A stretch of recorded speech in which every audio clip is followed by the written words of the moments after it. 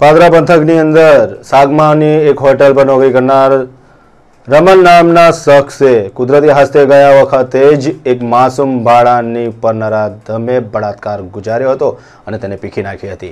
આ બનાવને કારણે સમગ્ર પાદરા પંથકની અંદર ભારે ખળભળાટ મચી ગયો હતો અને પોલીસ દફતરે ફરિયાદ નોંધાવવા પામી હતી। પોલીસ તપાસની અંદર રમન નામનો ઈસમ સાગમા ગામે આવેલી જય અંબે ફરસાણની દુકાને 2 દિવસ પહેલા જ આવ્યો હતો અને ત્યાં નોકરી કરતો હતો।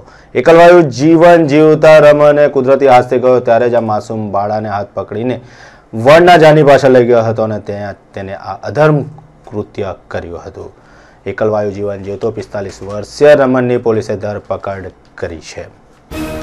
માણસના શરીરમાં વાસનાનો કીડો સળવળી ઉઠે છે ત્યારે તેને ભાન નથી રહેતું કે તેઓ શું કરી રહ્યા છે।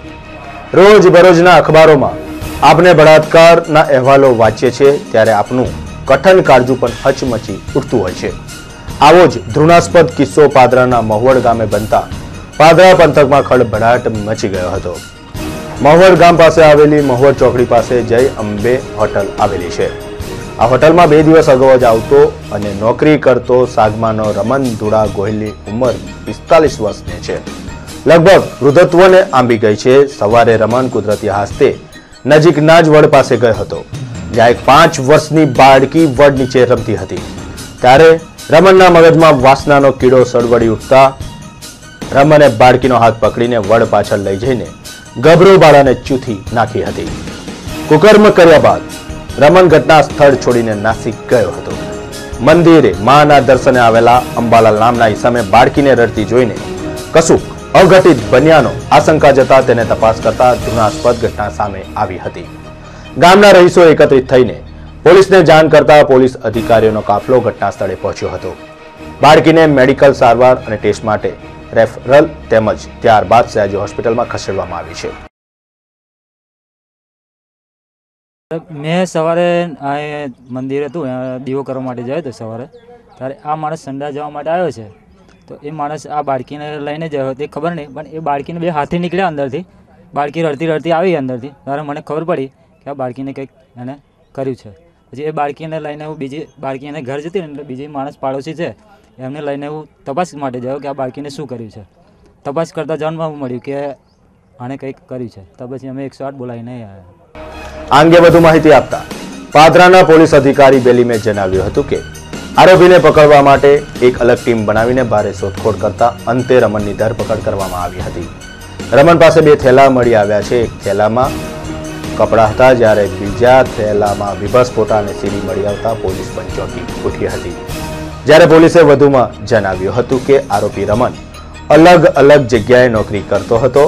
પકડાયેલા રમને ગુનાની કબૂલાત કરતા જણાવ્યું હતું કે માતા પિતા વિનાનો હોવાથી વિવિધ જગ્યાએ રહીને નોકરી કરે છે અને ત્યાં જ પડી રહું છું। મમ્મી પપ્પા મરી ગયા એટલે પછી હું નીકળી ગયો ઘેરથી બસ હવે ગમે તે હું ખાવું છે ને આગવા ગયો તો પછી બસ હાથ પકડી દીધો પછી બસ। મહુવડ પંથકમાં ઘટનાને લઈને ભારે ચકચાર મચી ગઈ હતી। રમણની ધરપકડ કરીને પોલીસે રમણ સામે બળાત્કારનો ગુનો નોંધીને વધુ તપાસ હાથ ધરી છે।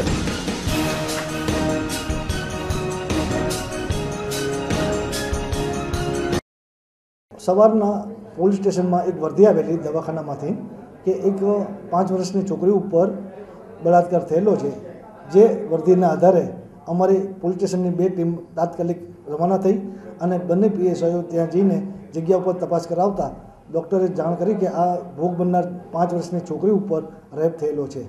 જે અંગેની સંપૂર્ણ માહિતી લઈને તાત્કાલિક એમના જે પિતાજી હતા એમની ફરિયાદ લેવામાં આવી અને ફરિયાદ લઈને આરોપીની જે તપાસ કરવાની હતી તો આરોપી જે છે એ મહુવડ ચોકડી ઉપર જય અંબે નામની એક હોટલ છે ચા નાસ્તાની ત્યાં એ નોકરી કરતો હતો અને એ ત્યાંથી પકડવા માટેની કાર્યવાહી માટે પીએસઆઈ પરમાર અને બીજા 3 મહેન્દ્રસિંહ કરીને હેડ કોન્સ્ટેબલ અને બીજા કોન્સ્ટેબલો સાથે એક ટીમ ત્યાં તાત્કાલિક રવાના કરેલી। આ તપાસમાં મુખ્ય મુદ્દો એ હતી કે આ છોકરી એમના ઘરની પાસે બાજુમાં રમતી હતી જે વડ નીચેની અને ત્યાં બાજુમાં જાજરૂ કરવા સારું આ આરોપી આવેલો અને આરોપી ત્યાં જાજરૂ કરતી વખતે કે પછી પહેલાં એને ત્યાંથી હાથ પકડીને લઈ ગઈ અને આ કૃત્ય કરેલું છે। અને એની આખી એક તપાસમાં બહાર આવેલું.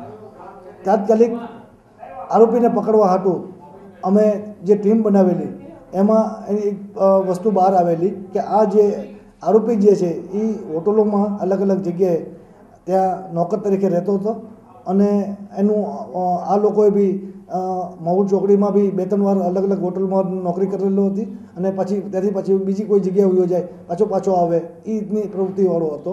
લોકલ માણસ હતો એ રીતનું એક ચોખવટ થઈ ગયેલી કે સાહેબ અહીંનો વિસ્તારનો છે અને આ બાજુના વિસ્તારનો રહેણાંકવાળો છે.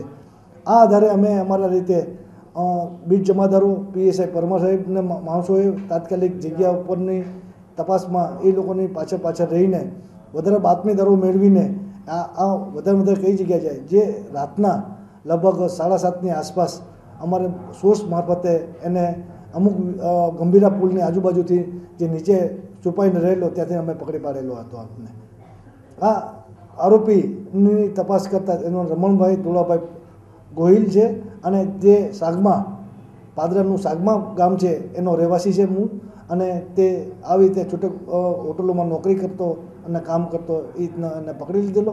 એના વિરુદ્ધમાં જે પુરાવા મેળવવા માટે એને મેડિકલ ચેકઅપ કરાવી નાખ્યું. એનું ટોટલી જે પુરાવા મેળવ્યા FSLનું રિપોર્ટ બી તૈયાર કરાવી નાખાવ્યો. સમગ્ર ઘટના બાબતે પીખાઈ ગયેલી બાળાના માતાએ પણ જણાવ્યું હતું કે